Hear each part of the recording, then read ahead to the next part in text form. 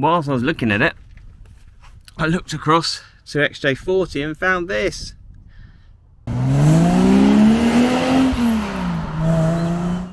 Morning everybody. So we're back with Jaguar XJ40. The hole is now gone and there's been a patch of metal let in successfully, and you can see there's been some sanding done on this. So my task for today is to paint this. This will be obfuscated by the mud flap, so that's been stripped out. There's part of the securing trim that slots in behind here and covers this section, that box section should I say. And then just over here you can see we've got the inside of the mud flaps, the screws, and also look at this. This is the original hole. So as promised, here are some of the aerosols I'm going to be using, or pretty much all of them actually. So I've got some Pro XL Gen 20 panel wipe spray, which will help degrease the panels now that I've already just run them over with a bit of a waterless wash and wax. I've got a professional Promatic grey primer. I've also got this rattle can made up of the HFE, which is a 779 HFE, and that is for Kingfisher Blue, Jaguar Kingfisher Blue. I've got some Promatic clear lacquer as well, and I've also got some stone chip. And the reason I've got stone chip is because on the lower edge, if I just quickly show you, on the lower edge here, it's actually finished this where my finger is, and also just above needs to be coated with some stone chip guard there, so the paint line will actually be around here. Okay, I know, not the best masking, but it'd be good enough I think for this localized job.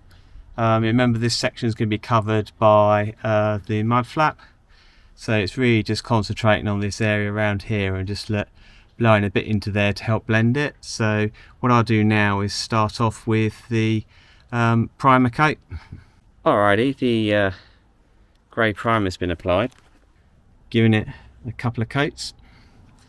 So hopefully now we should be good to let this flash off, and I think we'll just need to leave this for around 20 minutes just to properly dry. So I've just given a quick squirt of the Jaguar Kingfisher Blue. It may not look it, but it is actually the right colour. Really hard to come out on camera, I'd imagine, but I think what it's going to need is probably a couple of coats of this Kingfisher Blue base coat over here, and then hopefully that should give a decent enough match.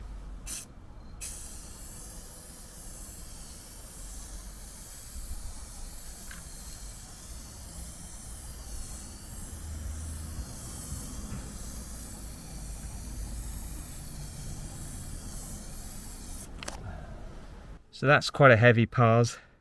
I'll let that flash off and then see how that looks. Okay, so the base coat has had a good hour or so to fully flash off. So what I'm going to move to now is to apply the clear coat, and I'll be doing 2 coats of clear coat. One initial clear coat pars, and then about 20 minutes later the final one. And hopefully that will be good enough. There may need to be some polishing or cutting of the clear coat, maybe in a few days time perhaps, but we'll see.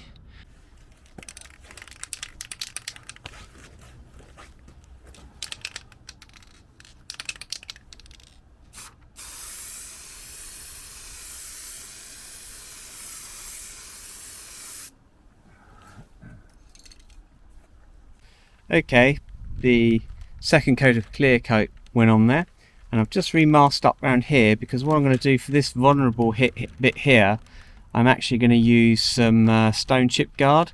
So I've just masked that up, and I'll just spray this section here once I've pinned down the masking tape a little bit more.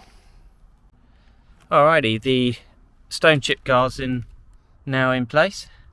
So what I'll do now is I shall start removing the masking tape and paper and see what we've actually got. Okay, so on camera it's going to look terrible because camera's very good at spotting shifts in paint colour. However, what I'm planning to do is, now we've got the stone guard on and a nice clean line there, what I can do here is use maybe a 400 Monzerna 400 cut, and then what I can do then is just blend this in a bit. Same for this line that's come out here as well. So once I've done that, if you step back, because remember the car's jacked up in the air, when it's on the ground you won't really see this much, so I'm not too worried. Even though the camera is showing a complete colour mismatch, it isn't actually that bad. It's just the lines probably are accentuating it a bit, so I can literally flatten that down with some Monzerna. Looks alright from here. I think it's called a 6-foot car when you have a paint job like that. However, if you come a little bit closer, you can still see that we have a bit of a line going on there. It's flatter than what it was. Still not perfect. I can't get a machine on there yet because the lacquer and paint weren't really properly set. So here's the actual Lanoguard easy underbody rust protection Moto grease for rust prone areas. So this is probably what I'd call a rust prone area, so I've given it a good coating. Looks like a green curry sauce, to be honest, or I could be a bit rude and say baby poo if it's been a bit unwell. But yeah, definitely green curry sauce. The texture's not unsimilar either, but that'll do the job. So now I can start assembling these parts back in and rebuilding this little section, including the final bit of putting the mudguard on. Okay, little box sections on, so 2 posi drive or Phillips screws there. There's a sort of an L bracket just behind that, so you're screwing this into the trim just there. There's also a hole there for the mudguard, mud flap, also another one in there and another one in there, which we may just have to wiggle to line up. But hopefully now we should be in a position to start fitting up the mud flap. Right, so the mud flap's back on. Slowly looking better, isn't it? I've used some cutting compound on the paint job now, so it's blended a little bit, but you can clearly see that it is a different shade of Kingfisher blue.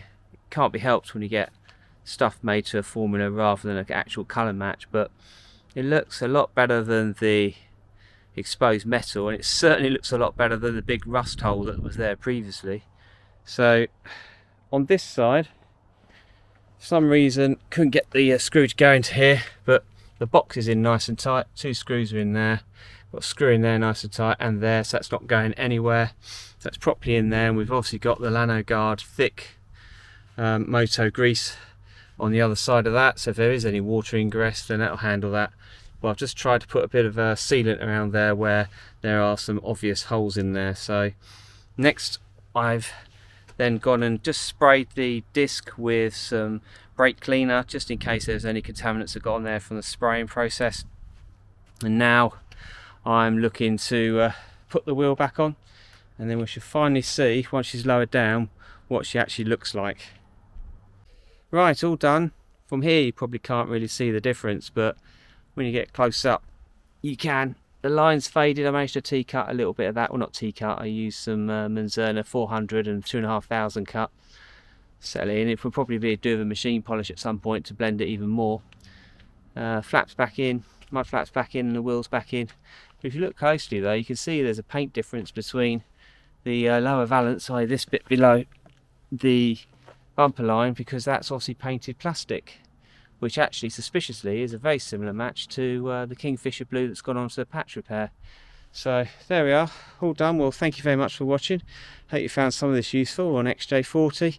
Not the most ideal painting setup, but it'll do for a reasonable patch. Car goes in for its MOT this coming week, so it's really important that we had that attended to.